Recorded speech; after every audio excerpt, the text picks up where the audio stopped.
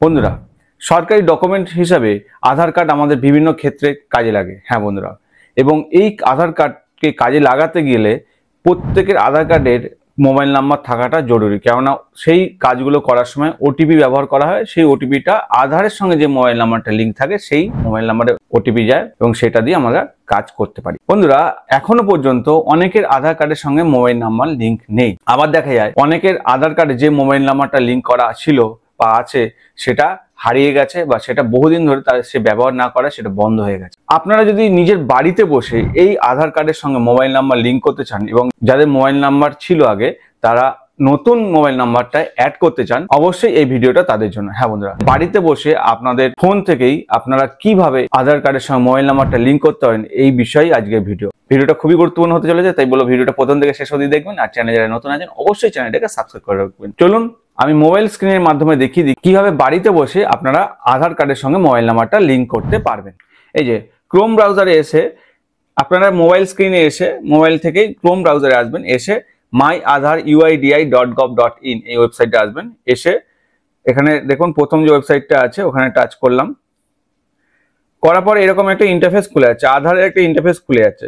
কারণ আমাদের প্রত্যেককেই জানতে হবে যে আধার কার্ডের সঙ্গে মোবাইল নাম্বারটা লিঙ্ক আছে কিনা। দেখুন এখান থেকে রয়েছে আধারের বৈধতা পরীক্ষা করুন বা ভেরিফাই ইউর আধার, এইটা থাকবে ইংলিশে। বৈধতা পরীক্ষা যেটা আছে সেই অপশনে ক্লিক করব। করার পর এরকম ইন্টারফেস খুলবে। এখানে দেখুন আধার নাম্বার লিখুন, এখানে ক্যাপচা লিখুন, লেখার পরে এগিয়ে যান বলে বা প্রসিড বলে অপশন থাকে, সেখানে ক্লিক করবেন। তো আমি আধার নাম্বার আর ক্যাপচা কোড বসে প্রসিডটা করে নিই। আমার পুরো লেখা হয়েছে, প্রসিড বাটনটা ক্লিক করলাম। প্রসিড বাটন ক্লিক করার পর সার্ভারে ডিস্টার্ব হচ্ছে, এরকম আপনারা আরেকবার চেক করবেন। আপনারা স্ক্রিন দেখতে পাচ্ছেন আধার অলরেডি লিঙ্ক আছে। তো আপনারা যদি যাদের আছে তাদের তো কোনো অসুবিধা নেই, যদি সেই ফোন নাম্বারটা চালু থাকে এবং এখনো পর্যন্ত আপনি চাইলে চালু করতে পারেন তাহলে অসুবিধা নেই। কিন্তু আপনারা যদি এই নাম্বারটা চেঞ্জ করতে চান বা পরিবর্তন করতে চান তাহলে কিভাবে করবেন সেটা আমি এবার দেখাই। যারা নতুন আছেন আধার কার্ডের সঙ্গে মোবাইল নাম্বার লিঙ্কও নেই তারা কি করে করবেন সেটা আমি দেখি। আপনারা মোবাইল প্লে স্টোরে যাবেন, প্লে স্টোরে সার্চে গিয়ে সার্চ করবেন, আপনারা প্লে স্টোরে গিয়ে সার্চ করবেন ইনফো, পোস্ট অফিস ইনফো। এই যে দেখুন পোস্ট ইনফো বলে একটা অ্যাপ আছে, এই অ্যাপটা ইনস্টল করে নেবেন। এই অ্যাপটার মাধ্যমে আপনাদের কিভাবে পারবেন আমি পুরো ডিটেলে দেখাচ্ছি, তাই বলো ভিডিওটা স্কিপ করবেন না। একবার স্কিপ করে গেলে প্রত্যেকটা জিনিস যদি না দেখেন তাহলে আপনারা নিজেরা বাড়ি বসে এই কাজটা করতে পারবেন না। তাই আমি এই অ্যাপটা ইনস্টল করে আমি দেখিয়ে দিচ্ছি, আপনারা অ্যাপটা ইনস্টল করে নেবেন। বন্ধুরা ইনস্টল করার পর এই যে ওপেন বাটনটা আছে, ওপেন বাটনে প্রেস করবেন, দেখবেন আপনাদের এই অ্যাপ খুলে যাচ্ছে। এই অ্যাপটা খুলে যাওয়ার পর আপনাদের কি করবেন, service request insurance online NSP.